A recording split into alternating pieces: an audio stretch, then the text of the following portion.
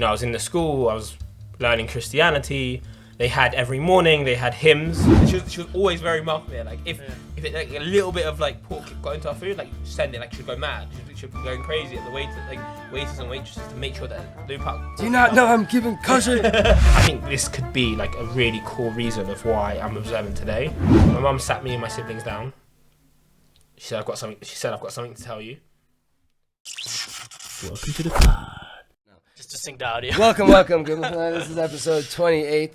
We have with us, obviously, Avidan Comedy. Thanks for One introducing and me. only. And we have with us a very special guest. In the Torah, it's Joseph. My surname is Joseph. Oh, wow. My first name is Jodeci. Jodeci? But my Hebrew name, I've got nine middle names, so it's a long story. But What? I've got 9 names. Let's go from the beginning. Let's do it. Do you also have Actually, 9 lives? Huh? Do you also have 9 lives? No. Maybe. I mean, I've been through a lot, so I don't know them all by heart. And that's a funny thing. But I'll go for it. I've got African names, got Jewish names, got English names. You have them written down. I'm gonna try and use my Hoffman, my brain. So Jodeci, Jason, Yehuda, Chaim, Abdul, Agvula, Alasakumbe, Alatawumbe, and I think I said Jason. Mm-hmm. I think it's Alakumbe. Wow. I think you've heard that name. You've heard a few people with the same name before. I've also Chaim. That's all I got from that. You started off with a whole bunch of J's, and then you said Chaim, and I was like, wait, in Spanish they spell Chaim with a J, though, so it's like it all connects. Baruch Hashem, that's, they say in Hebrew that Sifrei Kabbalah, it says that the name, each letter of your name, is another tzinor, another pipeline of Shefa that comes down to the world by way of your name, so that's Hashem. I mean, I've definitely seen that in my life, so I think there's a lot of... You got stages going through. That's the secret, is got to give it a lot of names. It's actually quite funny, because when I went on holiday with my friends, like a few years ago, they got my birth certificate in London. They wanted, because we needed the birth certificate to see what, the flights, the details. And my name was a line and a half. Wow. And all my friends are laughing. Actually, on your passport? On my birth certificate. Oh, birth certificate. But passport, not your passport. Just my first and second. Oh, okay. It's not enough space. Yeah. I even have more names on my passport than you. Yeah. What's going on? I have a lot. It's a common thing. You know what? That's what happens. You take a Jew out of Eretz Yisrael and you put him to Galut. You never know what's going to happen to their neshama. They pick up all these different names, dresses, different things.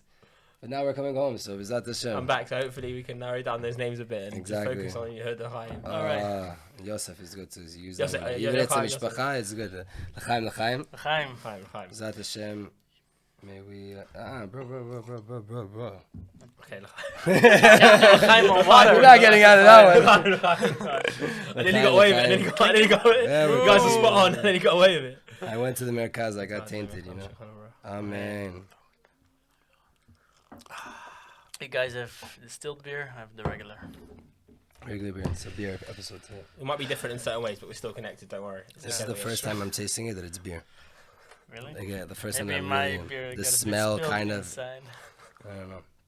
Anyways, tell us a little bit about yourself, Jodeci. It's been a long time coming, this episode. Before you went on all these other amazing Jewish podcasts.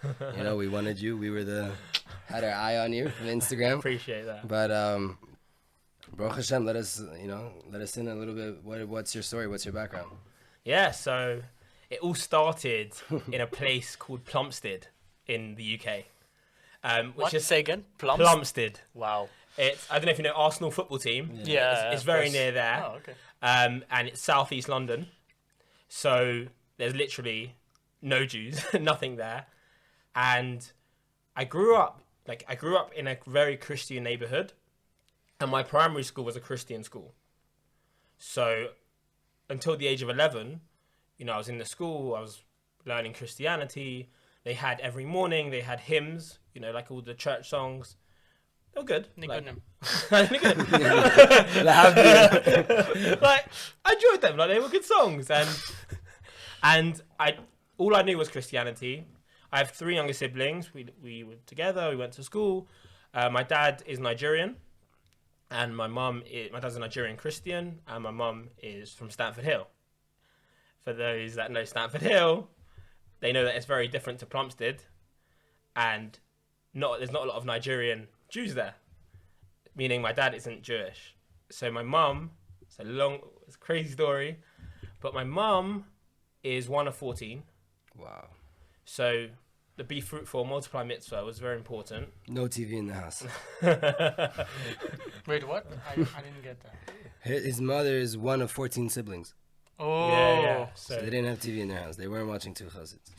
A lot of time on that. one of 14, and my mom's from a Chabad family. My grandfather is a Chabad rabbi.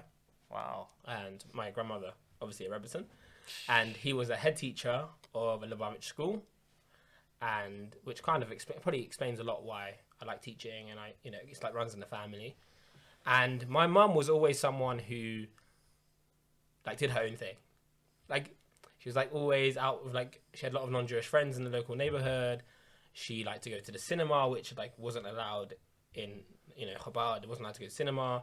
She would always kind of want to do her own thing. So growing up, she just kind of did her own thing, and she got to the point where she met my dad, and my dad's Nigerian. So she decided that she fell in love with my dad, and she basically left the community because obviously my grandfather was a rabbi. It wasn't like well looked upon. Yeah. So she left the community, and for her, I think Judaism was amazing. Like it was still Chabad is great, but I think for her it was too restricting. Mm-hmm. For her, she wanted to have a more open life where she could go out to the cinema, she could do her own thing, and she always felt that kind of desire to be herself. And anyone who meets my mum, like anyone who meets her, she is like an amazing character, but she does her, meaning like she doesn't like to be restricted. She likes to do her in life.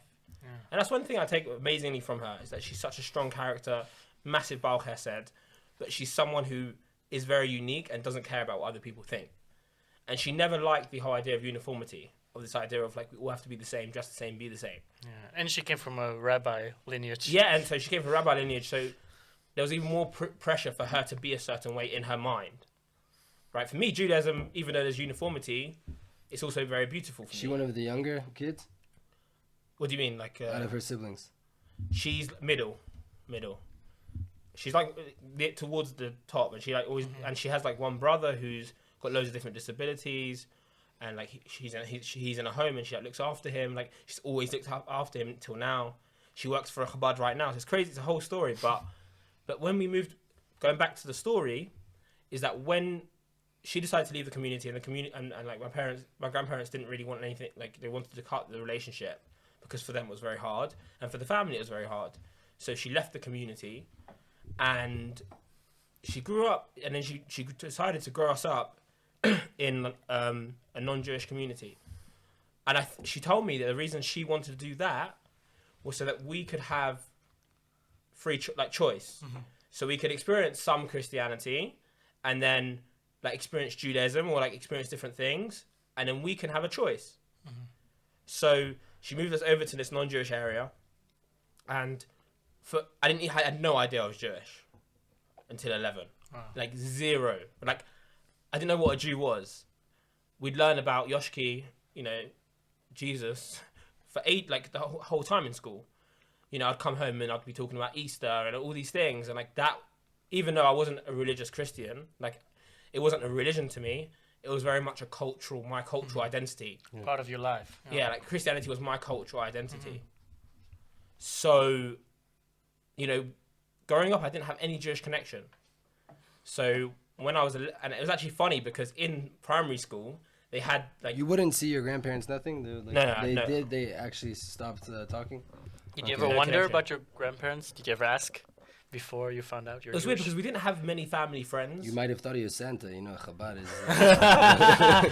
I was like, grandfather's coming every December. Why is his suit black? Why are we getting presents on one day, not 8 days? And no, because we didn't have a lot of family friends, so I didn't really see I didn't see other families, so I didn't know what family should look like. I thought my 3 siblings, my mum and dad, we didn't really have cousins we were close with. I literally thought that was really normal to just have us. And a lot of these kids, like, that went to my school, was quite a poor area. I lived in a very poor area. So a lot of the kids came from really broken homes anyway. So people, all their parents were divorced, pretty much. All of them, like, their parents grandparents lived in Africa, or like they were very foreign, and it was a very poor demographic. So not a lot of grandpas around. Not a lot. I'm saying not a lot of grandparents. So I never really saw other people visit their grandparents or talk about their grandparents. Yeah. So for me, I genuinely thought this is so normal to have 3 siblings and my parents. And we never ask questions. You're like 8, 7, you know. Yeah. You don't really sit and think, oh, you know, like, where's my grandparents? And yeah. No. I was in a play every December around the festive time. We had a school play, and they got me to be the main character in the play. So I was Yoshki. Oh. Which worked because he's Jewish. So I was like, it's like foreshadowing. I was like, maybe this is fun. And like, looking back, I'm like, Hashem was like, he has funny ways of like hinting towards you, you know. Sense of humor is for sure. That's one I of the traits. I was like foreshadowing. But it's actually interesting. One thing we did have is we had our Brit done. Really? Yeah. My mum made sure that we had the covenant. At 8 days even? Or? Yeah, 8 days. Oh, wow. Yeah, we had a really special Chabad rabbi who got 10 men, found 10 men in the community. So I look at pictures. We found very rare pictures of me and my brother's bris, and it's literally like 10 Chassidim, who we have no idea who they are, like just at my bris. And there's actually amazing. One guy at my wedding, he was my kavata. Which is what for the crowd? Like he brought me into the to get my bris. Like took me down. Like what I did for Aaron Dover. Yeah. Oh right, buried the Yeah, foreskin. baby. Oh wow. Yeah. No. Buried my son's foreskin. That was the bonus part. That's of it. great. That was I the saw that thriller come. for me. I was waiting for that joke to come when I mentioned bris. I was waiting for some sort of British joke. His son's foreskin is buried next to all the tzaddikim of Tzvat. The secret's out. Wait, we're not gonna tell next to which side. He's a Tana.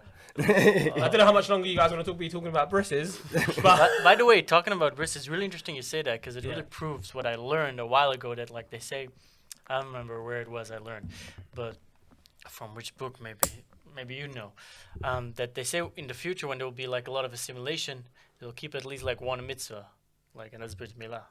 oh wow, And it's very interesting. Like even though like your mother didn't want anything to do with anything, still somehow you guys had brit milah for no reason almost. that's incredible. Yeah. And in America, it's like in the West, pretty much everywhere, it's kind of common practice. Yeah. Yeah, even in the royal family as well, they have. In England, In the royal family. yeah, they have They're all breed, yeah. because they say it's healthy. Yeah, exactly. They say it's no, healthy. That's the standards. That's what I'm saying. In the West, it's like common practice already to get one. But anyways, back to Let's Back on continue topic. with so back to your bris. So yeah, so the guy who brought me into my bris, Yeah. who was a random stranger, who lived in Edgware next to this big rabbi called Rabbi Sudak, who organised these 10 men to make sure we had communion, which you have to have a bris. So he saw me. He came to my wedding recently. He lives in Israel now. Did you invite him or he found you? My mum's been in touch with him since I got engaged and married because he didn't. After I had my bris, he didn't know. He said he's been secretly tracking me to kind of see where I'm going in my life. Like, who knows where he's going to end up? This guy is like in some random place in Plumstead. Where's he going to end up? And then when he found out I was engaged to like an amazing Jewish girl, like he was so amazed. He called up my mum. I didn't speak to him. I'll be honest. I was a bit nervous. I felt a bit weird. I freaked out a little bit because it was like crazy for me. So To get married. no, to speak to this guy that to speak to this brought him specific into guy. the That's Mitzvah. I was happy to get married. Baruch Hashem. But like when I spoke to Trust me, it's a bit more crazier than the other story. but when I spoke to him, I didn't. So he called a while ago when I got engaged. He was on microphone and I was in the car. I heard his voice. I felt like and Mamish felt like he was some secret angel, like just watching over me. Like it was really weird. And then at my wedding, I didn't see him. And then I was walking to the chuppah to get married, the canopy where Jews get married. And I was walking, and he stepped. I heard his voice. He stepped in front of me and he said like, this person, like I forgot his name, but he said I'm this person, and he looked at me, and he like cried, like he poured in tears, and we hugged each other for like a good 4 minutes. Wow. And it was like, I don't know what I was like crazy. It was like one of the craziest things ever. That's amazing. Yeah, that must be an intense experience for him because he like brought you to like into the bris, but he knew your family is very like probably secular, probably knew you guys are growing up Christian, and to see you now where you are now is beautiful. Yeah, Back in Chabad. Back to Chabad even, yeah. Back to my roots. So Not even Breslov. yeah, like sorry guys. There's no sorry. It's all good. When you're Zoche, you'll be Zoche. We feel bad for you. Just kidding. It's all good, guys. But I haven't really spoken about this, but like talking to you made me think about it because it was just such a big moment, like seeing him, and it was really, really emotional for me because I think sometimes I was talking to someone on the bus today, and we said, like, it's actually harder to not be God conscious sometimes because of the way your life is. Like, obviously, I used to live a life of non-religiosity, and it's so easy it's also easy to just go through life and just, like everything happens. It's just like, it was all me, you know, it's like all meant, you know, it's just the way it is. But then sometimes when you stop and you literally look back and reflect in like retrospect, and you see the patterns and you see that. And for me, it's just like my life. For me, when people say, "Why do you believe in God?" Obviously, I've read all Derech Hashem and all the seifers about like using your chokhmah, like your intelligence. How do you come to believe in God? You know, some people it's from the heart.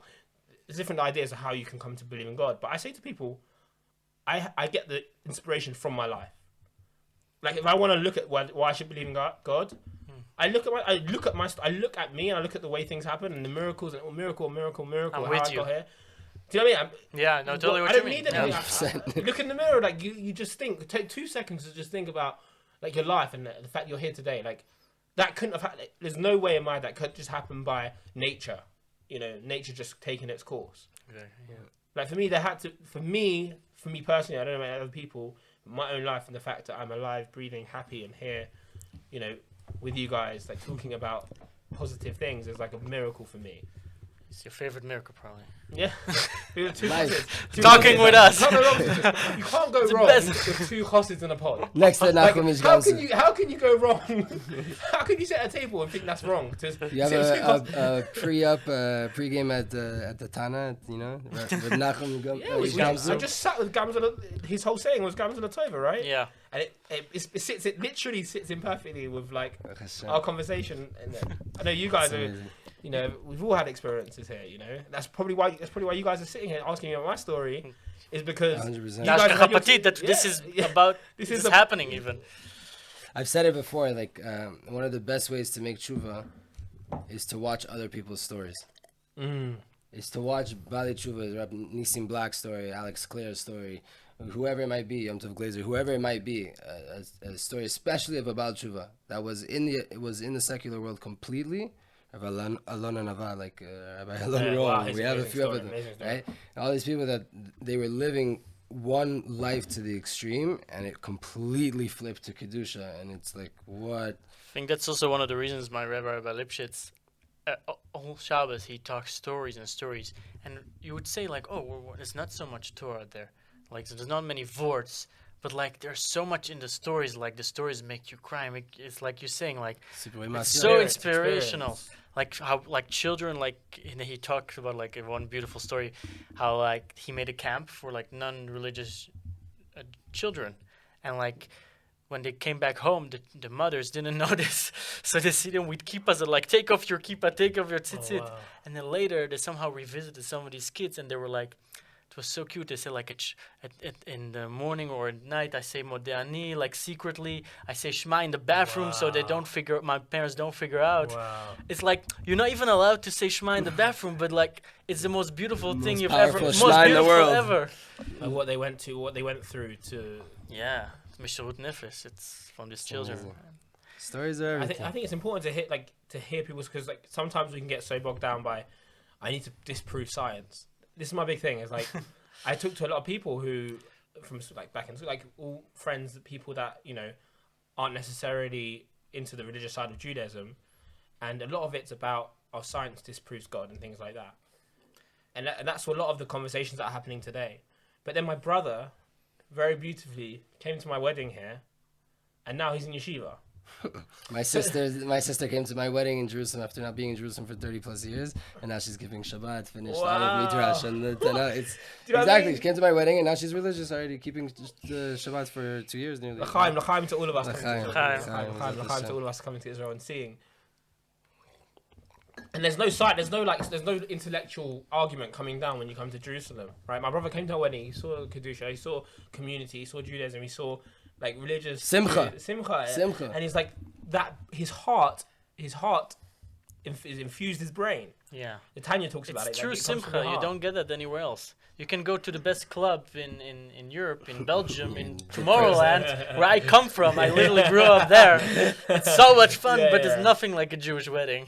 Not compared to a Jewish wedding. Not nearly. I actually, it's funny. I met amazing guys on the way to Sfat here. Yeah. Classic. You know, I was sitting there.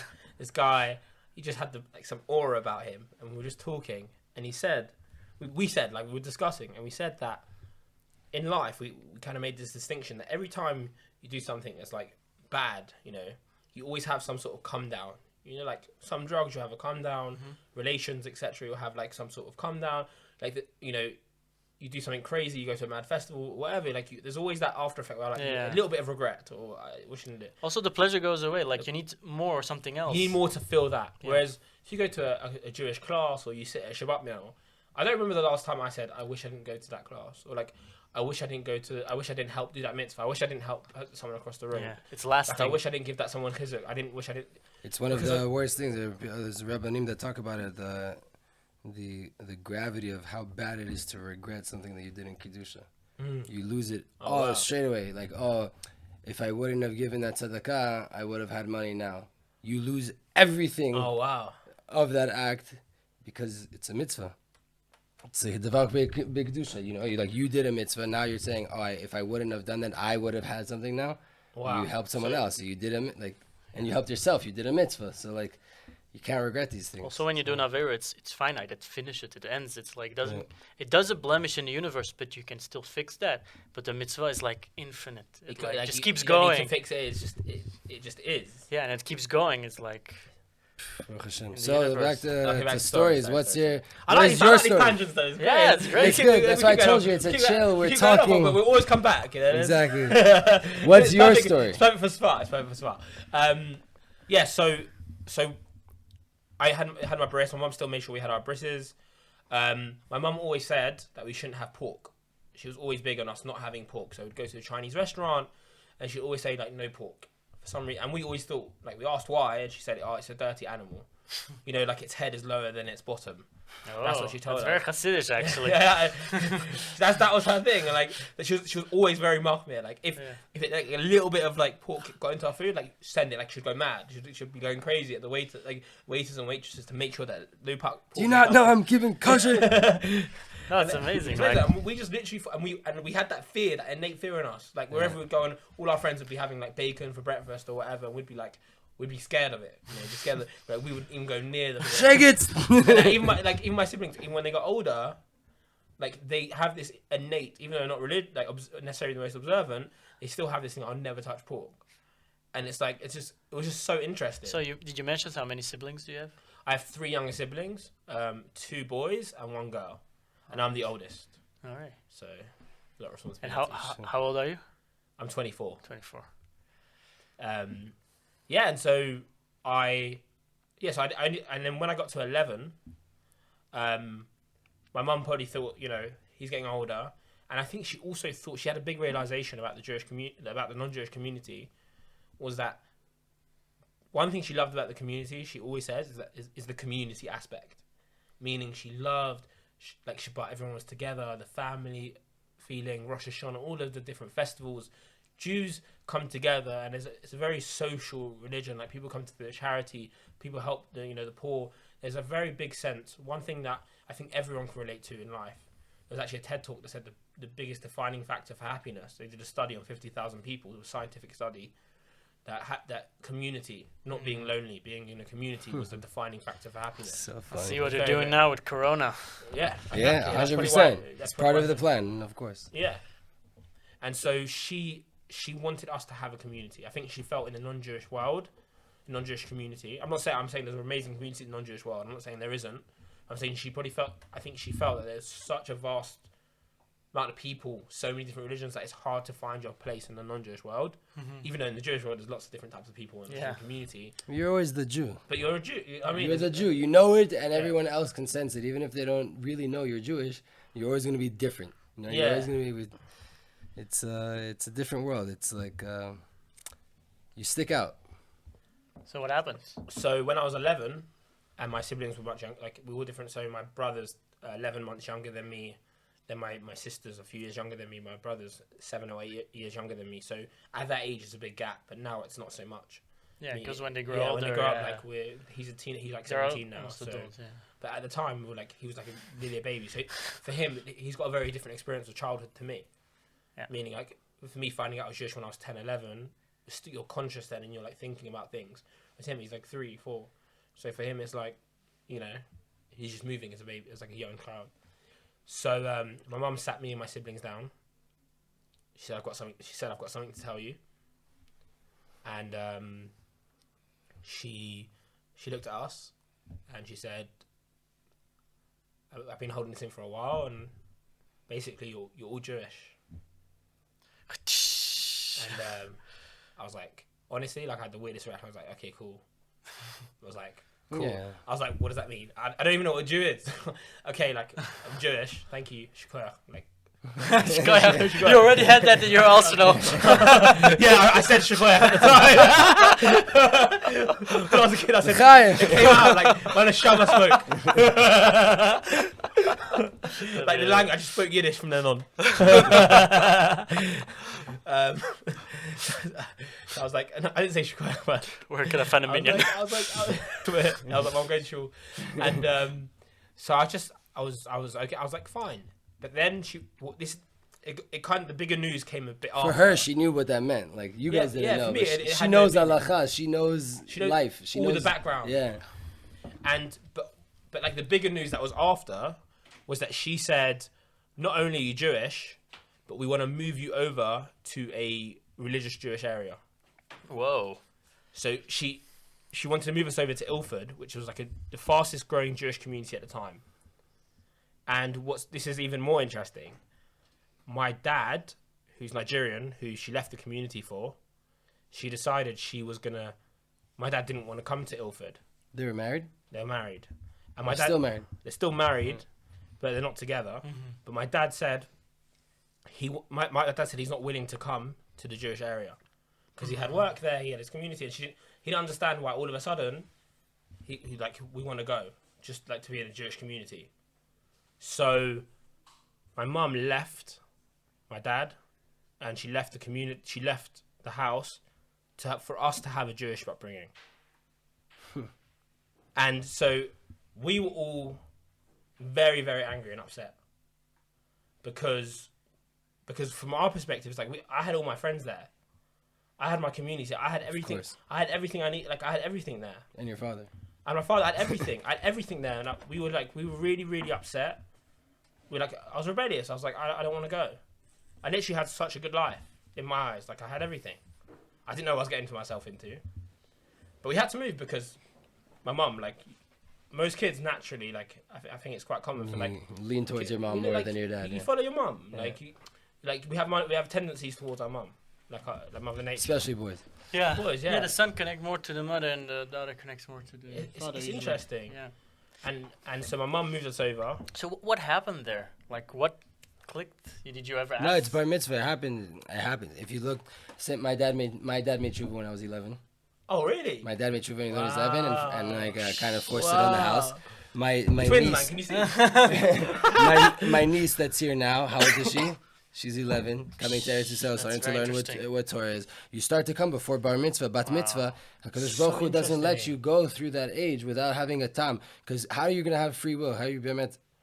Wow. You get introduced to it. It starts. You need to get a free will choice. Yeah, you get introduced to it, and you get introduced, or like Otherwise, not like fair, a yeah. dive in and like all embrace it, and it's like what's going on, or like a little taste of like amazing events like your brother and my sister had right now. You know, like you taste a little bit and you're like, whoa, that's amazing. And you could be 11 and do that, interesting. but it's gonna happen around 11, 10, 12. I'm saying maybe my mum could have like that. Maybe that's another factor. I'm saying I could ask her. I want to talk to her about it. It's like thank you for opening up that for me. But maybe she thought I was 11.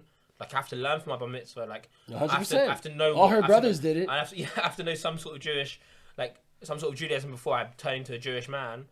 This is the perfect time because he's still got like 2 or 3. He's still got 3 years before he becomes. And even if she's not conscious of it, yeah, she's a Jewish mother. it's so interesting. It's her buildup, her spiritual DNA. She has a red alarm. My son is 11. He's about to be a boy. He's about to be a man. Like a spiritual awakening, you're saying Yeah. from above that like will Yeah, it's hashgacha pratit. like we all get that in life, right? Like awakening in ourselves. We don't know where it comes from. But like, everyone asks, like so many people ask me that same question, like why at that point? Because it does. But then when you're saying it, like, factors start to add up. You know, factors start to add up. Like I'm getting old. Like I think because I was the oldest, like she wanted me to have. I think like halfway through my kind of adolescence was like a good time. But then I asked the question like, why the younger kids? Because they still didn't have the same time as me. So, but I'm saying it's interesting you say that because that might be just. Yeah, but if she doesn't start with you, then think she can't do the rest Yes. of it much harder. Yes. My bechor, my first son, he's the leader of the house. If he doesn't lead by example, and if he's not in Yiddishkeit, how Then it's not gonna all happen. gonna tell the Yeah. other kids not to do. Yeah, makes You sense. know, it's Interesting. the mother conscious, the father conscious, the same thing. It's just like they know in the innate. neshama. Yeah, this is about to be a man. He's either gonna be a man and live like a goy, or I'm gonna do some crazy ma'alach right now, some crazy move, and my son's gonna be a man, a Jewish man. You know, like this is the time though. It's buzzer beater. You know, 90th Wow. minute. No, thank you for like saying these things. 'Cause I really appreciate you like because I've never thought of it in that way. I went through that. Yeah, no, that's, I you know, know, like, I know. Like I would love to hear more of it. I know. so you move So- to Ilford. So yeah, so it gets interesting. I mean, yeah, it gets even more interesting now. Sorry for bringing up the interesting. Oh, I love it. The suspense is good. But It's good. I get to Ilford, and my mum decides to put us in. I'd say like a strong modern Orthodox school. So they would like pray shacharis every like morning prayer every morning, like with a siddur. They would bench after lunch. That they would have like Jewish lessons for like a few hours a day. It was a pretty religious school, like especially from nothing Christian. So I turn up. I remember my first day of school. So I was in England. We have like grades like year 6, which is equivalent to like the final grade of preschool, primary school. I don't know. You have in America. You have high school, pre. He's Belgian, and I also went to school in the UK. So Okay, it's okay. so But for the speakers out there, year 6 is 5th grade. yeah. In America. But in our, it's like you have primary school, so that like that's the final year of primary school, and then the secondary school. Yeah. So I was going into my final year of primary school. So I remember. How old are you then? I was 10 turning 11. And then you go to a different like level of Then school. I go to a different school. that's interesting. For high school. That's interesting. We go at 12. Oh, okay. Or maybe it was 11. I stayed as class, so it's probably 11. So maybe it's around the same time. So yeah, we moved. Sorry, everyone watching continue. at home. We could talk for 20 minutes about what age you moved to secondary school. I mean, what's the lesson? What's the lesson we get from the age you leave? It doesn't really matter because either way, Maybe he's a the tzaddik. school has a deep consciousness that is coming to bar mitzvah, and Exactly. they need to go to a high school. It's true. Sorry, my brain's being too creative right now. Great. But anyway, I walk into this primary school, and me and my siblings, like the 4 of us walking together, like just picture this as like all these like Jewish, like white parents with their the white Jewish kids. You know, everyone has like like the strings that Jewish people wear coming from their waists, and like these circular pieces of material on their heads. And we walk in, and everyone, literally the whole playground, like stops and stares at us. Like everyone's looking. I literally felt as if like a UFO, like an alien spaceship, just dropped me and my siblings in this playground. Wow.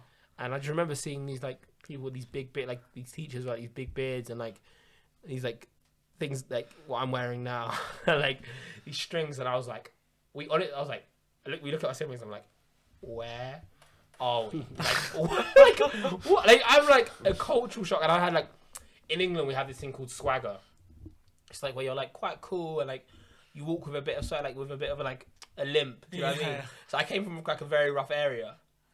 So I remember I had like a proper like slang accent like in the Bronx of London, and I walk in with like a bit of swagger like my leg, you know, and I'm walking and there's all these posh Ashkenazi Jews, and I'm in my head I'm like, oh my gosh, and like in the first year like you know I had like a lot of people were racist, like I had a lot of people calling me like names, they're kids, but like for them it was a culture shock as well, and I just literally I was like quite rebellious because I felt so out of it, so I felt like I had to like prove myself as a black Jew, like as a black. Wow. I had to like do more in class, like I had to mess around more just to be accepted by people, you know.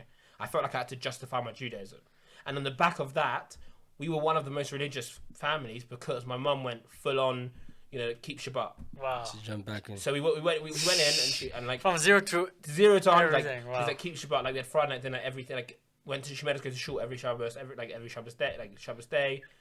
And we were like, we hated Shabbos because like all of a sudden we couldn't go on our phones. All of a sudden we couldn't like watch TV, play PlayStation, play Wi-Fi. All of a sudden like we couldn't do it. We couldn't do all these fun things, and we had to play board games.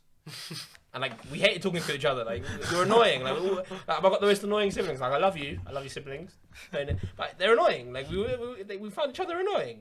So we're gonna sit together for 25 hours playing like these games. Like you pull the winning piece out, you pull another like. You know, it was like a big jump for us. So after about a few months of that, my mum, like, I think she just realised that it's too much to, like, just throw us in like that. So she made it a commitment. She said, the one thing I always want us to do, and I think I think this could be, like, a really core reason of why I'm observant today, amongst other things. But I think this is, like, growing up, seeing, like, she was like, we have to go to synagogue on Shabbos day. Every week. Like I don't care about anything else. Like you can go Domino's, McDonald's, you can do whatever you want with your friends. Like you can whatever. But the minute it comes to Shabbos morning, like Saturday day, we have to go to shul. Wow.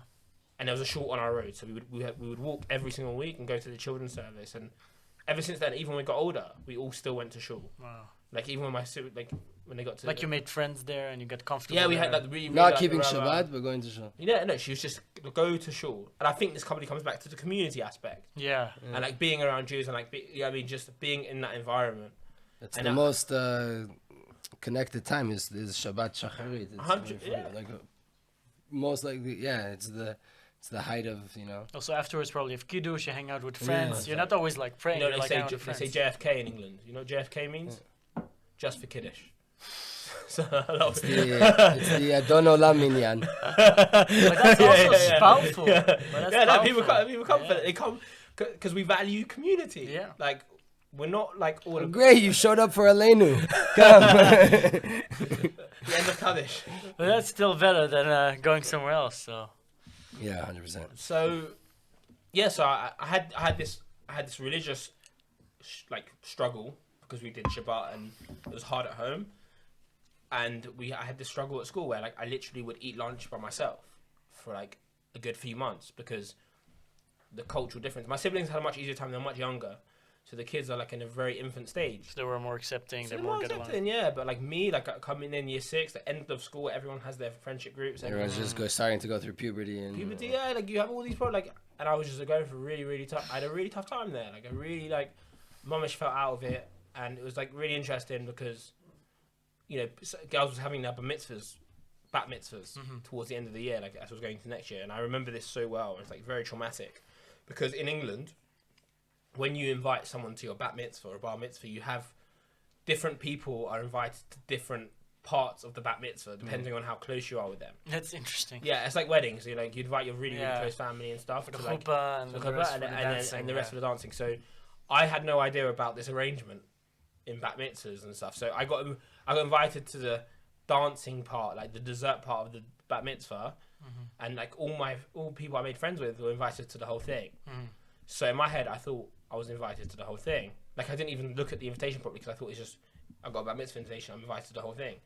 So anyway, I go to this bat mitzvah. Anyway, like everyone's wearing suits. I'm wearing like trainers. I'm like still with the limp. Yeah. Still got my limp. Still got the vaccine. Like wearing really like swaggy clothes. Like not even a suit. Like a different kind of shirt. Like with these like bright yellow trainers. And like I turn up to this bat mitzvah and like I look at the table and everyone's got their name tags because each sheet had their name tag, and I don't see mine.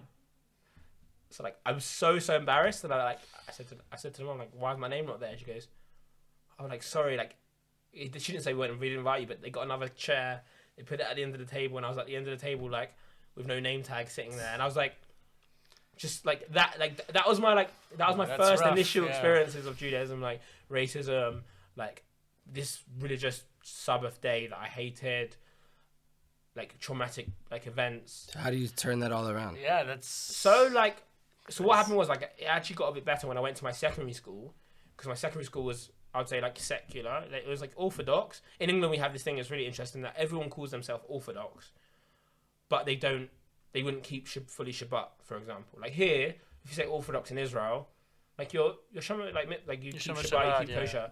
In London, everyone's very everyone loves United Synagogue, which is an Orthodox institution. They believe in the values of Orthodoxy, and they'll go to like a synagogue and stuff, but they won't necessarily keep everything. So they're like, so not necessarily reformed. Like the community, the construction is Orthodox, but the people that go aren't. So like all the rabbis, like all the religious Orthodox. leaders are all Orthodox, religious, observant people, but the members of the Orthodoxy aren't necessarily. I'm not in no generalizations, but that's kind of how it works. So my school was an Orthodox school, meaning that like all the festivals, all the rabbis that were coming, all the stuff we were learning were about Orthodoxy, but it was very secular, meaning like there wasn't one person. Anything. Yeah, there wasn't one person in my year that kept Shabbat. Maybe like 10% did Friday night dinner. Maybe like 30% went to shul on Rosh Hashanah Yom Kippur. So for me, that transition from my previous life to a Jewish to that secondary school wasn't as much of a big of a jump compared to the primary school, which was very practicing. It's a big lesson for people that are making tshuva, that you have to be very paced, you know? Oh, wow. For your mother, I know that too, because like my dad made tshuva when I was 11, so then like I knew I was like in Shabbat and going to Beit Knesset, like you said, right? And like in brachot and all these things and learning Torah as much as I could, but I was in public school. And then I decided to stop keeping Shabbat, and then what like is helping to come back is that like I know now what I need to keep. I just have to learn the depth behind it. Wow. Right? So it's like a different learning, but it was very easy for me to just be like, okay, now I'm keeping Shabbat. You know, like it's not like I need a... Because you already have the background. My phone. I'm not going to have my phone. Yeah. Okay, great. I'm not going to have my phone. It's Shabbat, though. Shabbat's amazing. Like, I loved Shabbat. It's just, I wasn't going to do it. You know, it's too much. But you're saying it's...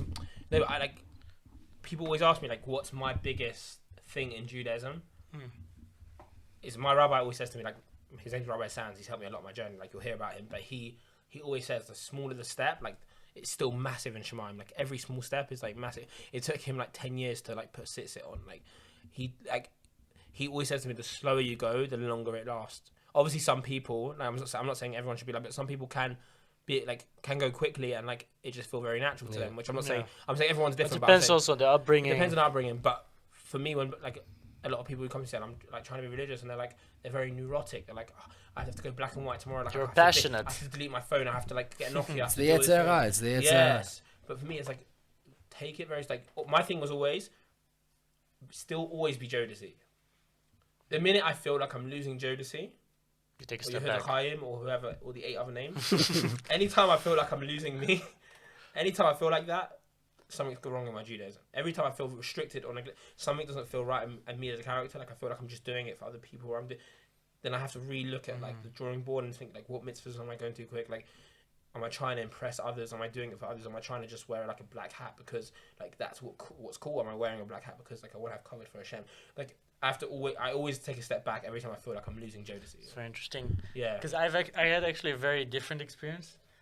Because I feel like I had to go jump all in, because I actually grew like more than Orthodox, and my mom would say me sometimes quotes of the Tanya, because she would learn Tanya even, and later they became actually Chabad. But before that they became Chabad. I already moved out, and I lived a secular life. I went to a boarding school, and I lived firstly for 10 years like secular basically, and then I was so deep in like this world.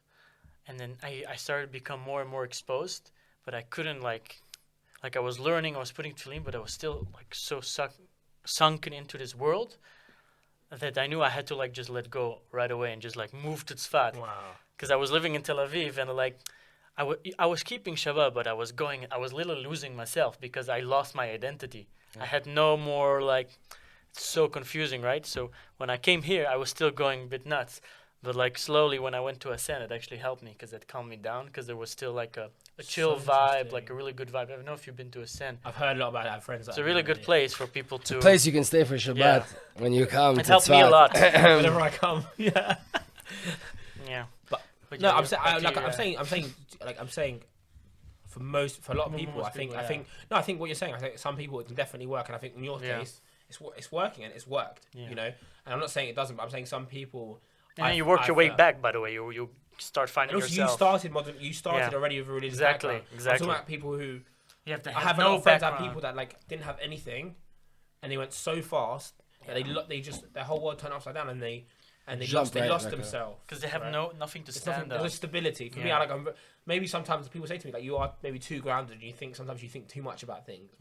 But like thank God, like over the years, like it's been like nearly 8 years of me on a religious journey, and I feel more comfortable than ever. Yeah. You know, and I feel but like I feel I can be in any environment and still feel comfortable. You know, obviously I feel comfortable going to a club because I don't want to be around that. But I mean, you know, if I'm with my friends who are all different backgrounds to me, I don't feel like, oh no, like, do you know what I mean? I feel quite balanced and grateful. Like, thank God. Because you're really at the time to work on yourself. Yeah, it takes that. It's not about the winning, like the short. You know, it's about the marathon. Yeah. It's not about. Because also for me, actually, when I was in, I had to still work my way back and like find myself in it and like, went off almost a bit, but like I couldn't be there. Like I had to let go of like friends and family. That really helped me. But yeah, continue. Change your environment. That's a good thing. Yeah. By the way, you go. Go on. No, I just wanted to ask actually how you met your wife, but maybe we're not there yet. Yeah. We'll get there. Now we're at he's 16 and he's turned on to Hashem. How is that? Okay, yeah. So I went to my secondary school and I was really naughty in school because I was trying to impress. Again, I was always trying to impress people because I had this deep desire. Like, I just want to impress everyone because I need to justify me being a black Jew. You felt like you had to prove yourself. This being mixed race and Jewish, like I really struggled with it. Mm-hmm. Like I really struggled. I was like, everyone else is white and Jewish. Like none of us are white though. Yeah. But you know what Truth I mean. of the matter. But externally, we all have an like no one. It's all facade. Like we can go on for years about. No, but even genetically, we're Am Yisrael. We're people as well. I've just been in England for so long with no sun that became white. But you're saying the ways that society views things. Yeah. No, but we have to correct that. We have to correct. We have to let them know that it's not white people. We're seeing it all around the world how bad racism is. It's the worst. It's the most illogical, ridiculous thing in the world, and it needs to be wiped. It needs to be completely eradicated. There's no basis for it. There's nothing. There's logical. There's nothing about it that makes it right. It's spiritual. It's all like it's the Torah. We make tshuva, we won't have any of these problems. 100%. And so for me, being a black Jew at the time, based on all the cultural norms, I felt different. I felt like I had to prove myself. I was a really big people pleaser, so I always tried to make the best joke. Like I always trying to make people laugh. I was always trying to be the most popular. Like I was very much into into materialism. Always trying to, impress the most. Like always trying to be the top, like in everything. Yeah. And so I was on this thing called a report card where you're like teachers have to report how misbehaved you are, whatever. And I got back from a summer vacation. I don't know why I'm saying vacation now. I've been Americanized in this, right? I come back from summer vacation, and one of the teachers, like quite high up, said to me, "Where have you been all summer?"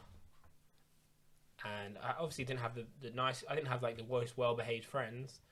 He said, "Where have you been all summer?" I was like, with friends. He said, "Were you in prison?" And he laughed, like he thought that was a joke, like. And then I remember I went home and I cried all night. And I said, I had this realization. I said, I was like 15 or 16 at the time, and I said, how, like, there must be an element of truth. Like, there must be a reason. Were they friends from this Jewish school? Yeah, some Jewish. The teacher. The teacher said this. No, I understand. The teacher said the friends were some Jewish, some were like outside. Mm-hmm. And he said, "Oh, the friends he hung out with." Yeah. And he said, and in my head I said, there must be an element of truth that he might come to a conclusion that I might have been in prison, even if it was a joke. The fact he said that, there must be an element of my behavior that So they creates. say that in every joke there's a piece of truth. Yeah, there must be something in what he's saying that might be some idea of what people think of me. So within 4 months, I went from the bottom. I wasn't stupid. Like I wasn't academically not engaged. I wasn't. So within 3 or 4 months, I moved from like the bottom the bottom classes to all the top classes. I got one of the best grades in the year. I got deputy. I was like I got deputy head boy in the school, and I turned my whole life around because I changed my attitude of like I don't want to be seen like this. And then like I was in sixth form, so in my last 2 years, and I changed, and I had all these new friends, and I formed this new life. So I went from like non-Jewish to Jewish, like misbehaved to like well-behaved, and then when I was in sixth form, I did really well, and I just kind of in my final years, I struggled with the pressure of A levels, and I struggled a little bit, and I decided like because the studies were so stressful, and because of all of these changes in my life and all the stress that like I think it caught up to me, I decided that I wanted to take a year out, and this is where everything kind of changed for me in terms of religiously. Like for me, Judaism was always a cultural thing, like Rosh Hashanah, Yom Kippur, like Shabbos day, like Saturday. We go to shul on Shabbat. Shabbos, yeah, that's all it was to me. I never ever heard about this idea of Talmud. I didn't know what I didn't know the Talmud existed. I had no idea there was this idea of people learning Torah. There was no when idea. You say you were in an Orthodox school, they didn't teach any. What did they teach then? In the second, so the primary school we learned. I don't remember. I wasn't in class most of the time, to be honest. Secondary school. Then you said you were like. So my high school, they taught about marriage, like what is Jewish marriage. It was a secular Orthodox school, so they taught. It's very academic. Yeah, you get me? It's like there's a rabbi there, but everything is given over like it's a college class. Yes. Philosophy, academia. Very strange. That's exactly it's the Dati Leumi, like here in Israel, it's the same thing. Like we're gonna go to the army and you're gonna get a degree and you're gonna. I was in the Dati Leumi school in Belgium, and they would teach you, Chumash, Navim. No, we didn't touch Chumash. Gemara, nothing of that. We learned stories like Megillah, so we would learn. We wouldn't look at a Megillah, but we'd learn about King Achashverosh, and we'd learn about the Hanukkah story, and we'd learn about what Rosh Hashanah is about. But we never learn text or like. It's strange. So it wasn't run by England's a very, very, very interesting. Yeah, but it's from English schools as well. There's a religious schools who teach Talmud, but our school was a secular school. So the parents didn't want their kids learning Talmud. So it was decided by the school system. It was a curriculum. Yeah. Culturally, they want their kids in a Jewish school, but they don't want more than that. That's it. They didn't want their kids to be learning Talmud for 5 hours a week. They wanted them to learn. They didn't want them to go to yeshiva. They wanted to go to university, get jobs. Yeah, that was the aim. The school was there to just be a Jewish community. Yeah. I would say for me, the school, it was a family. Like marry a Jewish girl type of thing. It was a family. We're all Jews. We love we stick together. Celebrate the festivals. Yeah. But that's the cutoff point. Like, I think I'm the only boy probably in my year and a few years that ever went to yeshiva in my school. Like it's not a thing. Like most people don't even know what yeshiva is. So when did this happen? When you took a break? So basically what I did, I took a year before university. I took a year out, and I decided to do an apprenticeship, which in England is basically where you internship, right? It's where you work and you get a qualification, and you get paid a very small amount. But I did it in teaching, so I was a teacher assistant. So I worked with 5 and 6 year olds in a non-Jewish school, and I was a teacher assistant. But I told them I was Jewish, and I got off for Rosh Hashanah Yom Kippur, and they had this thing in the school called religious studies. So these non-Jewish kids were learning about different religions. So they knew I was Jewish. The kids. Yeah, the parents and the kids, but the kids it wasn't really spoken. How old were they? I was with 5 and 6 year olds. So they asked me to teach 5 and 6 year olds about Judaism. They asked me to talk about one aspect. So I brought in tefillin. Wow. And I had these tefillin. I was showing them these tefillin, and the kid said to me, "Is that a walkie-talkie?" They thought it was like 2 boxes. Well, you're not wrong. You still took the chef. You took the chef. But you get better reception with the walkie-talkie. I like that. The walkie-talkie's built in. These are the antennas. But like at the same time, there was this organization called the Jewish Learning Exchange in Golders Green. They're like a Kiruv organization, and they held and all my friends were at university, so I didn't really have so much of a social life. So they had this event once a week called J Life, and however many sessions you turn up, it was once a week. They had a big speaker and a bit of learning. So however sessions you got like £30 off an Israel trip at the end of the year every time you went to a session. So this is all my true Judaism, my Jewish side came out. This is where I knew I was. There's a deal here. This is where I knew. There's a deal here. This is where I really knew I was Jewish. You know, I was like, I want to get a free trip to Israel. So I was like putting down every time I went to the Can I help set up the tables? I was doing my own cheshbon. I was doing my own calculations. I'm making sure that I've got my free trip. So I walk into this place. It's in Golders Green, a big center. And I walk in and I see this rabbi. He smiles at me, and he speaks to me, and he says, "I'm South African."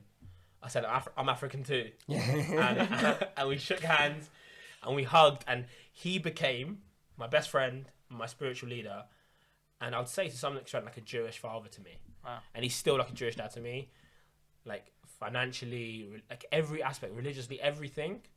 For the last 8 years, like he has been like by my side. Wow. And he took me on, and we learned Derech Hashem by the Ramchal, the way of God by the Ramchal. Was the first sefer I ever learned religiously. It's an amazing way to It's start. the best way to start.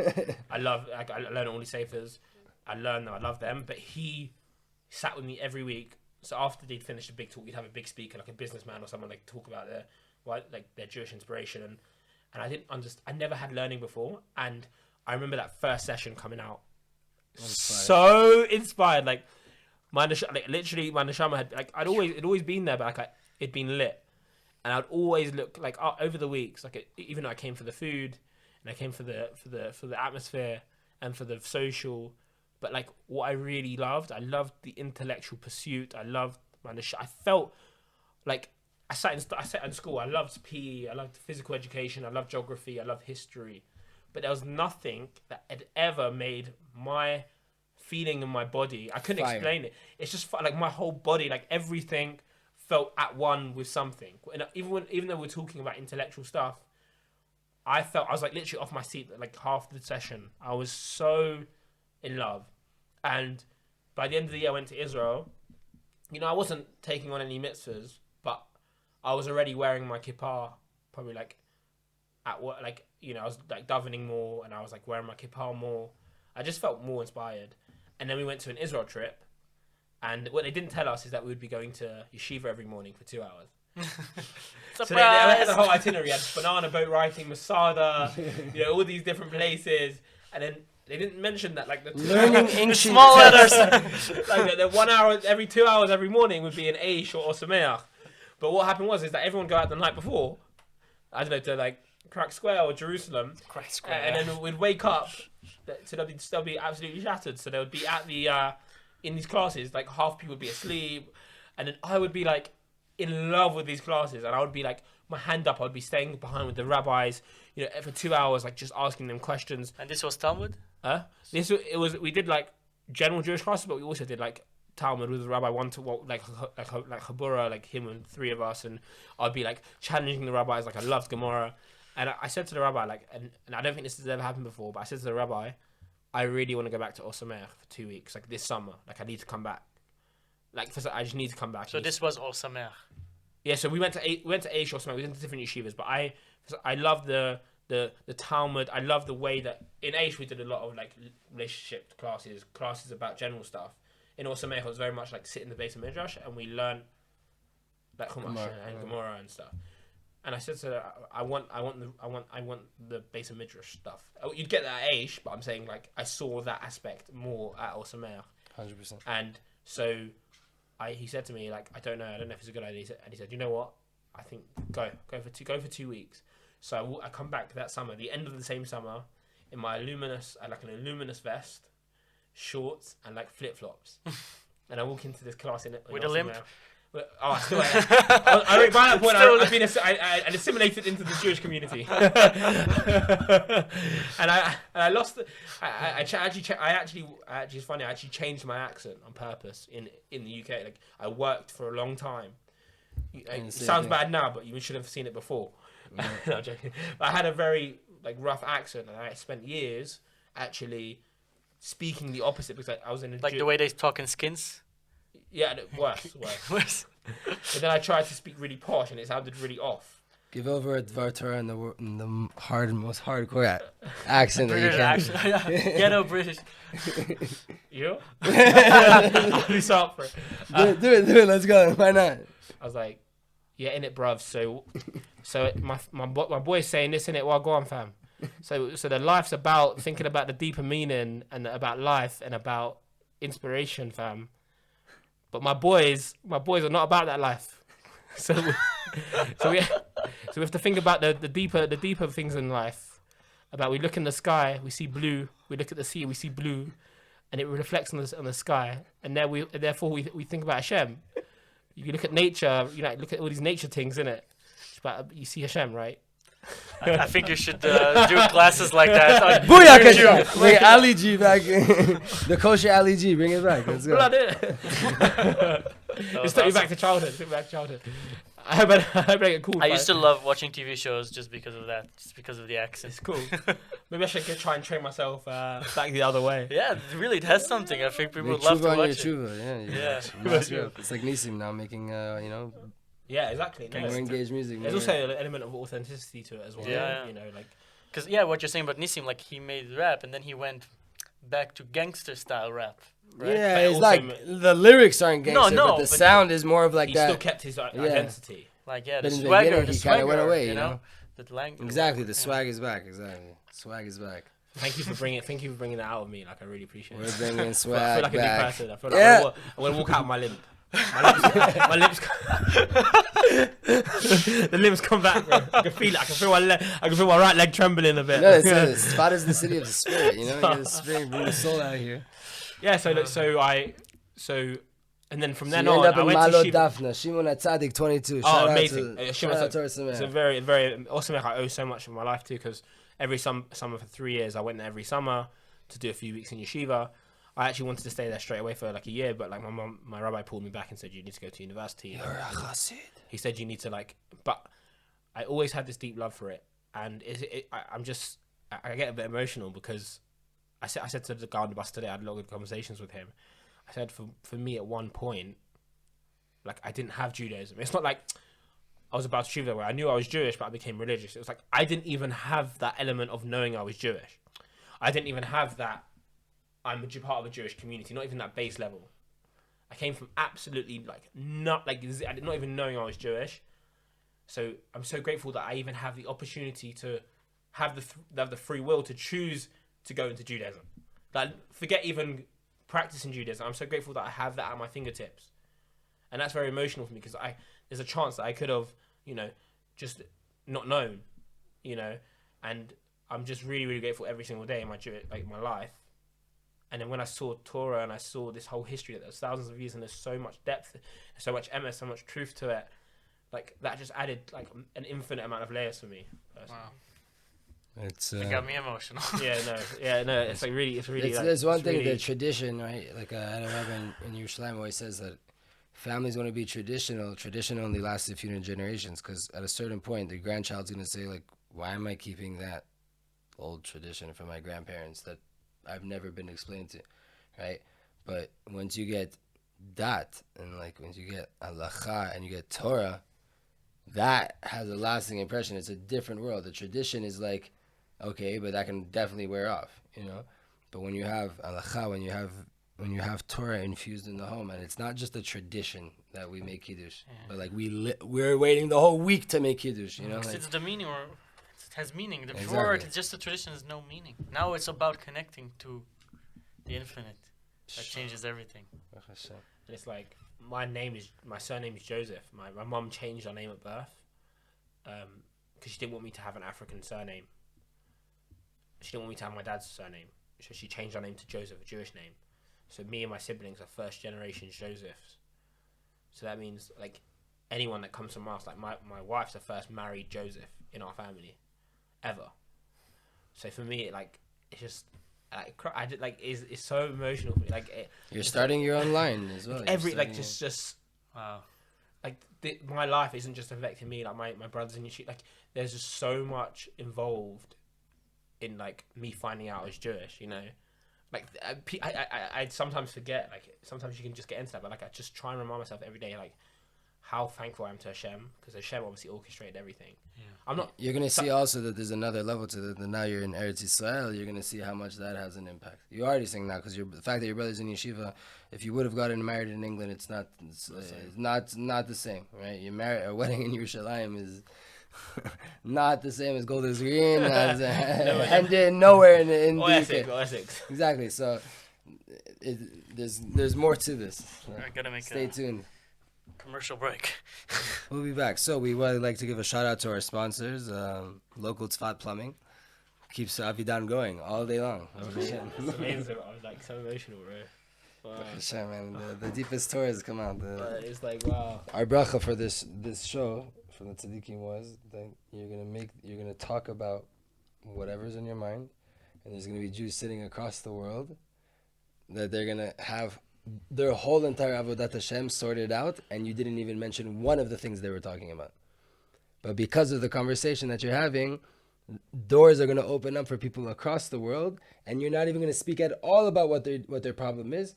But your conversation is going to open their heart. That's all the two big tzaddikim here in Tzfat. Big tzaddikim.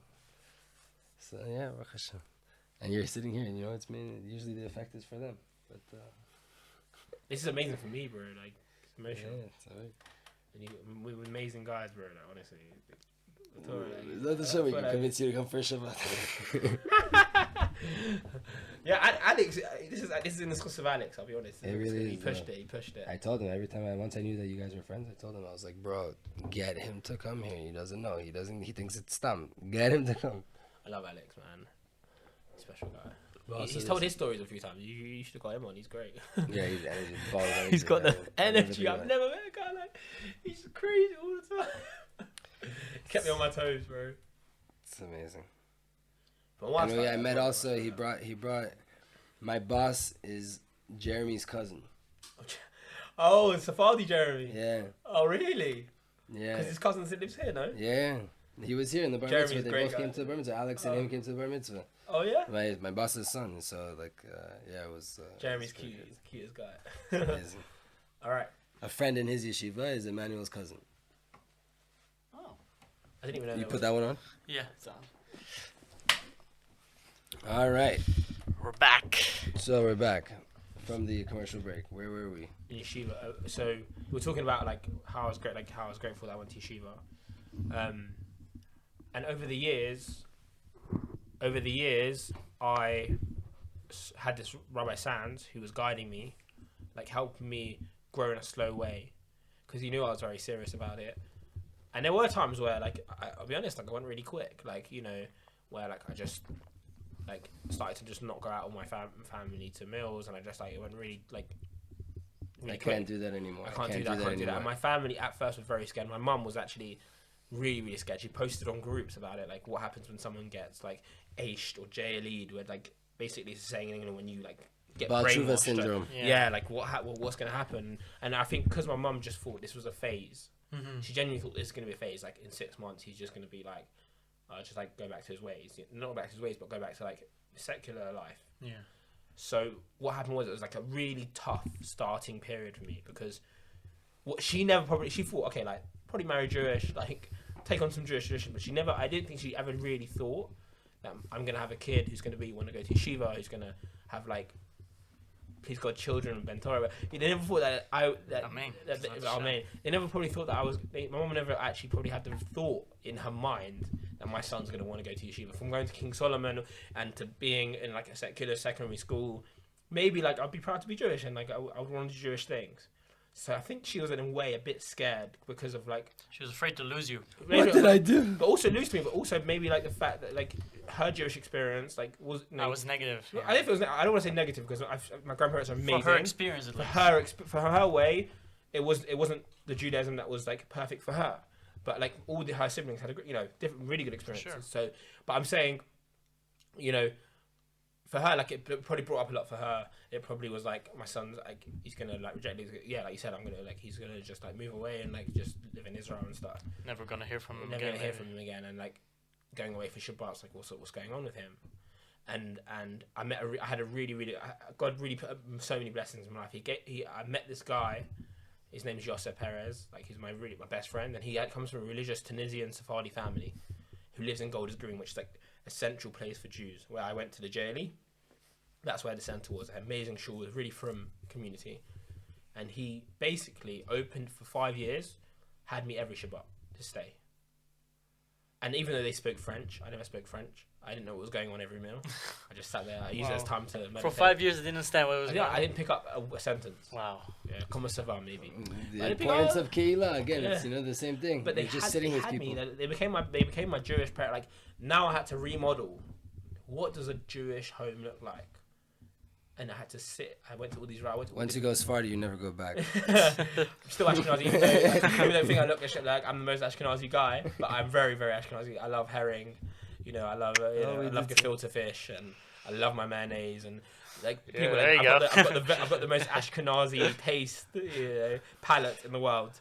So it's in me. It's in my blood. My dad's Do you eat Nigerian. gefilte fish? No, it's one of the 3 mitzvot you're ready to die for and not to do. I'm sorry, man. I'm sorry. We can still be friends, though. We can still be friends, though. 100%. Herring, I'm with you. Herring, I'm with you. Oh, fine. Because my dad is he cooks a lot of spicy food. I hated spicy food. I could never bear it. And I was like, it's interesting. I really took the You took your mother's very genes. ashky palate. African seed spice, that's for sure. But in any event, like I was getting more and more inspired, and I was in these communities, and I loved Shabbat and God. I was in university, and there was all these struggles there as well. And I ran the Jewish, and it was crazy because I became the Jewish Society president at my university. So I ran a motivational speaking thing on the side, but in terms of the Jewish journey, which I think we're focusing on here, is I ran the Jewish Society, and it was basically about to end. Basically, they couldn't find someone to take over, and they hardly had any members. It was like my university didn't have the biggest Jewish population, and they needed someone to take charge. And I really didn't want to do it. Like I was very much like, nah, it's like not my thing. And sometimes you get forced into leadership, and these people basically beg me, say, if you don't do it, No one's gonna do it. no one's gonna do it, and there's not gonna be a Jewish society. I don't care. If 2 people come to your event, there's still 2 Jews that have a space. And again, this was in a school? My university, so University, college. sorry. So in my second year of university, I decided to take over the Jewish Society, and it was mad because now it's just crazy how if you look at the bigger picture, like from a place where I didn't know I was Jewish, to now discovering people who were Jewish, meaning I found people who didn't know they were Became Jewish. a Jew hunter. A Jew hunter, and there was actually a situation. There was one situation where I went to a bar in my first year, second year. You guys don't know what a bar is, I know. What's beer? A bar of soap? A bar of A bar of soap? soap. Never seen beer in my life. So I went to a bar, and then I was standing outside, and there was this guy with long curly hair. We started speaking, and I was telling him that, I went to Israel in the summer and stuff, and he said, "That's interesting because my great grandmother is Israeli." I said, "Okay, what side?" He said, "My mum's mum is Israeli." So I was like, "Yeah." He's like, "She's Jewish." I was like, "Yeah, she's Jewish, but I'm not Jewish, obviously." I said, "I'm sorry, sorry." Get terrible news. I've been through this. I'm coming from experience. No, It's a good thing, but you're a Jew. No, I was like, you learn in Judaism, if you're in an opportunity where someone doesn't know the Jewish, you have to tell them. Yeah. I've learned from many rabbis that if there's an opportunity where someone doesn't know the Jewish, even though you're giving all that responsibility now, they have to know. Yeah.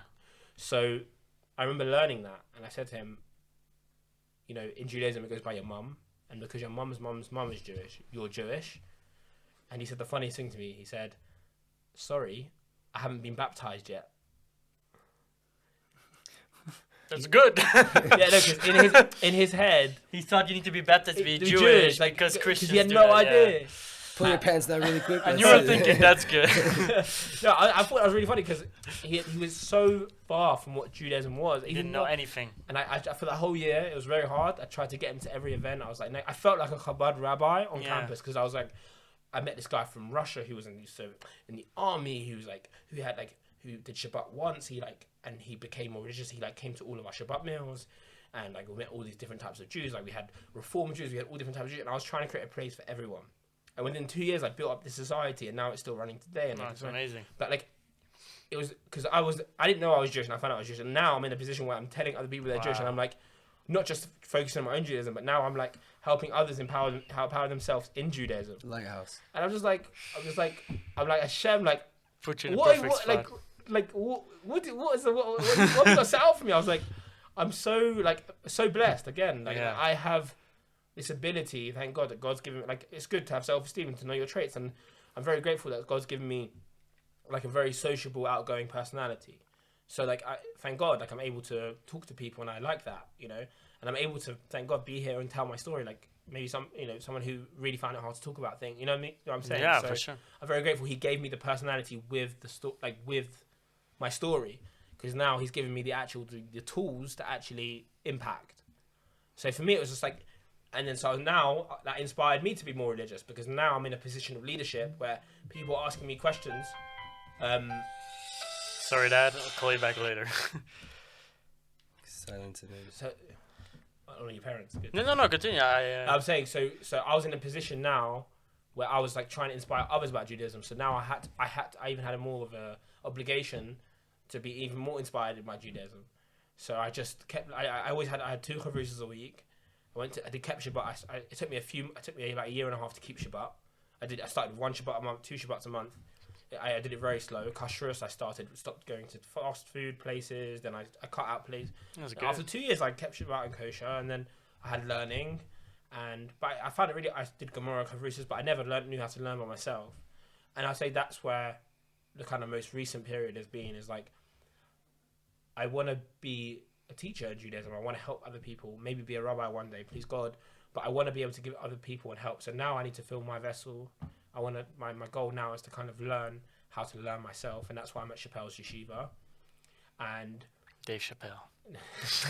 Everyone thinks that. Like, why is it called Chappelle? We figured out last podcast. His name is David Chappelle. Yeah, the comedian. No, the also the Yeshiva. Really? Yeah. David Chappelle. David Chappelle. So I was like, oh my god, is it like is David like all my friends like Dave Chappelle? So next time you can say yes. Please God, we get to a point in the world where everyone thinks of this Dave Chappelle before that Dave Chappelle. Yeah, because that's Oh, man. Netflix special. Maybe Netflix would be inspired to do something better with their time on their Jewish shows. And like I obviously like a few years ago, I also met my grandparents for the first time. That's a whole Oh, wow. So like as I was becoming more religious, they found out I was becoming more religious, and for that and they wanted to find out more, so they arranged for me to go to America, and I went to New York with my friend who was also becoming religious.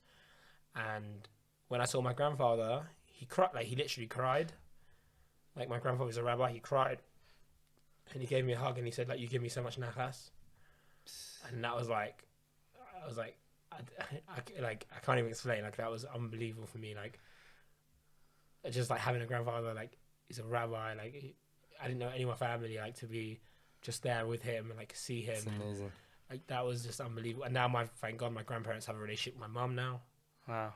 And like they came to my wedding and Torah fixes like I'm just saying like it's who I'm saying for them, from their perspective, they would have thought like this family like it's gonna go on, like it's not going to be a Jewish tradition. There's not going to be Jewish children. And then for me to Do you have cousins in Eretz Yisrael? Yes, I have 2, and I've like close with. I've been. My goal is I want 14 kids. Been rebuilt. And the one that you never thought would be in Eretz Yisrael, guy living in Eretz Yisrael, not even Eretz Yisrael, Yerushalayim, Yer HaKodesh. And then there's a whole story with my wife, and she comes from Chabad. So my grandfather was her father's head teacher. My grandfather. Wow. My grandfather brought her father into his bris. Is the kavata. Oh, wow. That's crazy. And she met me in a synagogue 2.5 years ago in London, and she found out I had a Chabad background, and it wasn't the right time to be set up. And a year and a half later, we got set up. And Wow.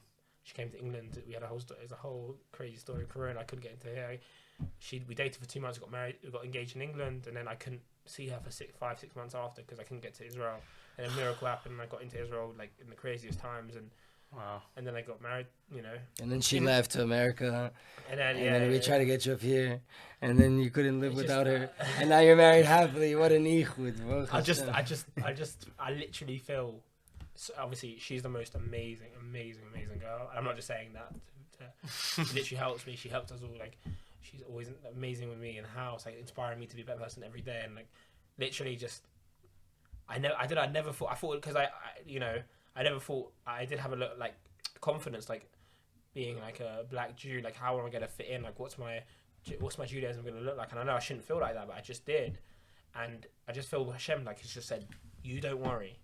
Just do Don't worry about insecurities. Like, you focus on Judaism, focus on helping others, focus on just being an Eved Hashem, like Midos. Like, try your best to just be a good person, and I'll do the rest. I'll bring you your woman. Like, and she would. And the way it happened is like I was very nervous because I came from a secular background, so I didn't know if I wanted to get engaged, and it was all quick for me. But like she was very pushy because she believed in it, and it was the best thing like for me. And she's because she's grew up in a religious background from the beginning.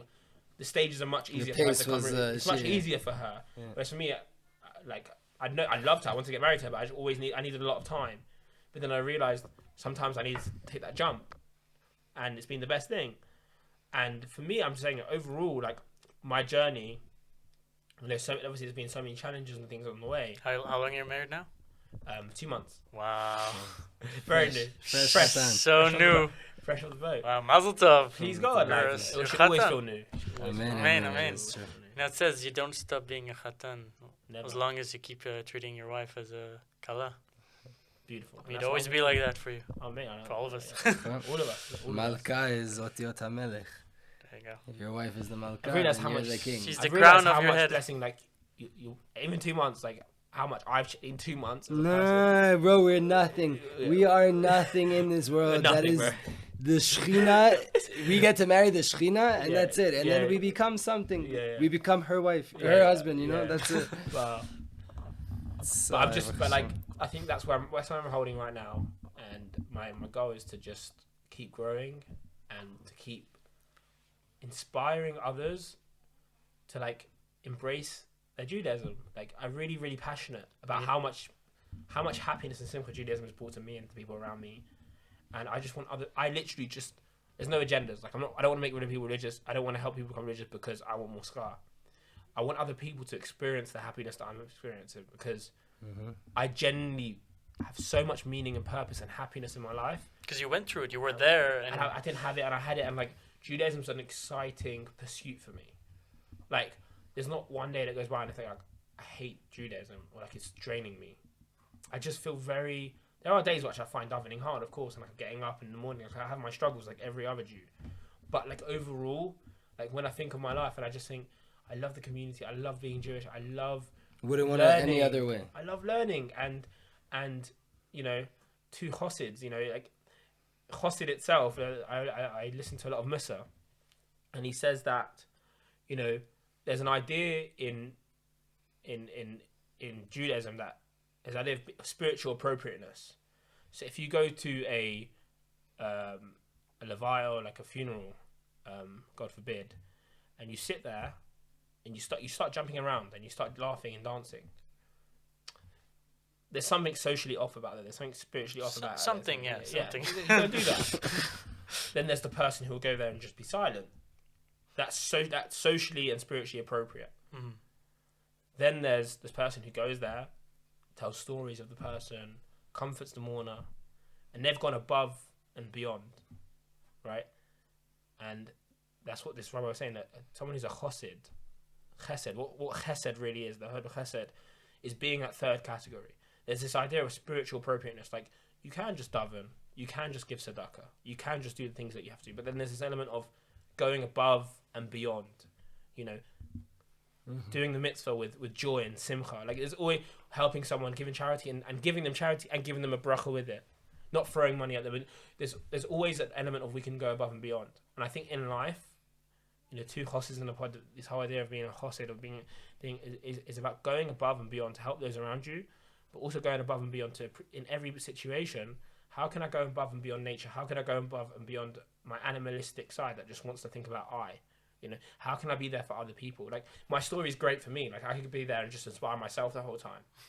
But all I want to do, like, all I really deeply want to do is help others. Like, that's how I really feel. Like, I want to come on this podcast to like, inspire people. Like, I want to talk to people on the phone, like, giving them hizuk. Like, I want to help people. And I want to use my story to go above and beyond. And I think this is important, people, for a message across the board, which is a big message for me, is that the minute we take the I out, like obviously they say love your neighbor as yourself, right? Obviously you have to love yourself as your neighbor, but I think people use that a lot as an excuse. Like, I can't help other people right now to focus on myself. But I spoke to someone the other day that said, you don't need to be fully full to help someone else. Like, you can have 20% in your cup and still give 10%. Obviously, if you're really, really unwell, you've got really bad anxiety and stuff, like, help yourself. Like, if you can't do anything about other people. But I think we're in a society where, we need to focus on myself, you know? Like, let's go and just seclude myself and, like, build myself. And that might help someone else at one point. Whereas I'm under the belief and under the philosophy that if we have Aleph, we give Aleph. If we have 10%, we give of what we can of that 10% and leave stuff for ourselves, but we give. We give at any stage. You don't have to be this multi-millionaire to give charity. Like, I said to my sister the other day, like, you earn a few £100s a month, give 10% of that. Like, she thinks you have to earn a certain amount to give. No, everyone can give at their level, right? And I think that's what we're in the world to do. And that's what I try and preach with that. Like, you don't have to be this big rabbi to make an impact in Judaism. So like, what the Rebbe said, yeah, and I think that's when my Chabad roots come out, and this idea of, like, we're here to serve Hashem, and Hashem serves others, and we need to be good to others to achieve God's purpose. Like, we have to be here for others. We have to be here for ourselves, but ultimately we have to be there for ourselves. Ultimately to be here for others, and that's what being married has taught me, and I'm sure a lot of people already. I'm saying the idea of marriage is that you know, my rabbi said the most amazing thing. Rabbi Ziskin, he actually Makar with Rabbi Tats. Rabbi Akiva Tats became religious through this rabbi, and he's 90 years old. And he gives me marriage advice every week, and he says it's unbelievable. I'm very make a book out of that. Very lucky, and he says that for him, marriage, the biggest thing in marriage for him, is that he has an opportunity 24/7 to do chesed. He says in life, like, generally, it's very hard to do chesed 24/7 when you're not married, because you're on your own a lot. Like, you're going to sleep. It's about yourself. You're by yourself. Like, okay, you'll be able to help someone across the road. You can give charity. You can do elements of chesed. And so people think this still when they're even still married. Like, they do a lot of chesed outside, but they forget, like, your wife. Yeah, first things first. Number one. So my message is, ultimately, is that we're all on a journey, and we should take inspiration from our journey, but mainly take yourself out of you. Like, be a chassid. Anyone can be a chassid. Anyone can go above and beyond themselves. Anyone can go above and beyond to help other people. And what you realize, that through helping others, you actually gain a lot of inspiration in your own Judaism, right? In your own inspiration, because, like, when you take yourself out of I, you realize there's a whole world out there. There's a Shem. You know, people who, when people, God forbid, have anxiety and depression, like, a lot of the thing is this I, right? So they can't see Hashem in those moments. They can't connect to Hashem. Why can't they connect to Hashem? Because there's how am I going to get through this? How am I going to do this? Right? And that's why Rabbi Tats, who's a doctor, says if you're ever down or depressed, you should volunteer, because the minute you do something that has to involve other people, you open yourself up. So I think the biggest thing that I've learned so far in my life, obviously having Judaism and spirituality is amazing, but I think the Ikar, you know, Rav Hillel said on one leg, you know, he taught him the whole Torah on one leg, was to love your neighbor as yourself. It's really this idea of being a real chassid, going above and beyond what's expected of you. And as an animal, you know, most of science today believe that we're on an equal level to animals. Like, we are animals, we're just another species. Obviously, if you think that we're just another species in the world, we're going to act like animals, and we're going to treat everyone like animals, right? But if we realize that we have a soul, and that we are above nature, and that if we feel anger, we don't have to act on anger, you know, if there's food on the table and there's like 10 people around you, you don't have to be the first one to fill up your plate. You can go above nature and like not ignore your instincts, but like channel your instincts to like be a mensch. And I think that's really what it means to be. You guys are true chassids. We're all chassids, but you guys know. We're trying to be chassids. You guys can probably say more about what a chassid is, but for me, that's what being two chassids in a pod. That I'm here, and the message that I think like is important to convey is this idea of. Yeah, I don't think he has ancestors in the last 100 years that are Chabad Rebbes or Hasidic Rebbes. I definitely don't. Who knows? No, you have a grandparent or a great grandparent that's a Rebbe. You never know. No, do you? What do you mean? Your grandparent? Your grandparent? Maybe great grandparent. No, your actual my grandparent. His grandfather is a Chabad Rebbe. Oh, in that way, I thought you meant like ancestral. No, you're right. You're the Chassid with the Yichus. Yeah, for sure. But I think we covered a lot of my story. Yeah. Baruch I Hashem. think we Now we're gonna go to Elia's story. yeah. But bro, you guys got to bring out your story. Next They 23 got to hear it. They got to hear your guys' stories. We're, Is that Hashem? we're last Okay, when go, we're doing the 50th episode. Man, that was wow. What really? That was awesome. So wait, we put on just involve our followers and our crowd in this. We put out, anybody have any questions for Jodeci on Instagram? So one question was, how are you so cool? How am I so cool? Yeah. Why do you have that limp? How do you? I mean, it's pretty natural. Swag. I'm thinking quite philosophically here, but what do you let's define cool? Do you I don't know. I have no idea. This This is question from the crowd. So, I'll be honest with you. I do think the childhood culture had that like coolness effect on me. I don't think I'm cool, to be honest. That's swagger. That's swagger. I'm assuming. I'm going with the person who asked the question's perspective. They think I'm cool, so they're asking the question. Yeah, exactly. So I'm answering as if I'm cool. But most people think I'm weird. Ask my siblings. Ask my wife. But like, I'm the biggest weirdo. But if we're going down the cool route, I do think it does come from being from like, African rough, swagger. I think it's the African swagger. I come from a rough area, like I'm a bit niche, like what I mean. And I also think I've been around a lot of different cultures, right?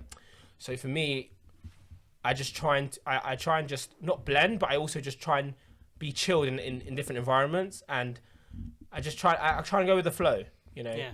Me and Reno were talking. You're comfortable with yourself. Yeah, we were talking about this idea of like there's different elements. There's fire, wind, and water. Like, and we're talking about our personalities. And I was just saying, like, like I think there's elements of water. Like we like to go with the flow. There's an element that, like, being cool could also mean there's an element of water is quite cool on a physical level as well. Water. It's like it's cool. It's like it's temperature. Like it can get cool and nice. But I think the main reason I'm cool. This is a weird question. I think a lot of it comes from like the different backgrounds that I've been attached to. So if you think that was a weird question, the next one is way weirder. I want to meet these people who ask Yeah, these questions. Instagram, This one, bring it You should on. get them on the podcast. This one, we'll see if you can guess. If you know who this question came from, don't say, because he asked not for you not to say names. But let's see. He says, "What were barn owls called before they were invented?" What? Barn owls? Barn owls. What were they What's a- called before barn owls were invented? What's a barn owl? I feel like you know what he's talking about. I definitely have It's no like idea what he's talking about, but I'm pretty sure. Barn owls. Yeah. What were barn owls before? Does this sound familiar called to you? Yeah, I don't know. This is meant to sound. I would like to familiar. say to the person asking the question, can you define? Can you send me a whole Instagram message about the question? I think it might be one of my friends probably It playing a is. prank It definitely is. playing a prank on me. Whoever you are, I'm gonna kill you. That's Thank why you for you're. ruining my one shot. That's why you're cool. You have friends pranking you. Yeah, that's why I'm cool, because I have friends like that who like to confuse me, and I'm so used to it. Baruch Hashem. All right, so I guess they were not barn owls because they were maybe not barns yet. But if What- the owl was in a there barn, other that's technically questions? a barn owl. That's really it. Well, we have some questions we like to ask everyone. Yeah. So tzaddikim, which tzaddikim would you go on a road trip with? Besides us, we're not really. We're Obviously, Rabbi Akiva, because obviously his story. I would want to know more about this rock and his the water. teacher is dripping- right here. Yeah, really? You can ask him. Nachum Ishgam's Yeah, his Nachum Rebbe. Ishgam's was his teacher. That's I didn't know that. Rebbe. Oh, Yeah. There you know. That's his Right, teacher right Akiva's there. teacher? Yeah. Yeah. Thank you. Wow. Yeah. I also didn't know until I didn't know that. Wow. came across the cover. Because he became obviously. He continued. "V'ahavta arecha is a klal gadol b'Torah," like of the love and comes with the Torah, everything's good, and just keep on going, keep on saying the positivity. And he became, like, I'd love to hear, like, how it was, like, learning kindergarten and, like, how he felt, like, during that, like, Teshuvah moment where he started to become religious again, like, how he felt, like, when I went into that school at that age, like, felt quite lost, like, how did he, like, manage that, and, like, what was his mentality? I'd love to just know his experiences. Obviously, the Lubavitcher Rebbe, because I just think the amount of lives he's impacted, how amazing he was as a person. Should probably take his car. It was pretty cool, the Lincoln Town car, the black one. Yeah. Of course. I just think the way everyone talks about him and like how inspiration, how many Jews he touched, the fact that when someone dies, and normally their legacy dies down. The fact when he's died, his legacy has grown and he's impacting so many more Jews that he's not even here, which is a testimony to his character. And I feel like, again, he was a big person on like being a chassid, like about other people.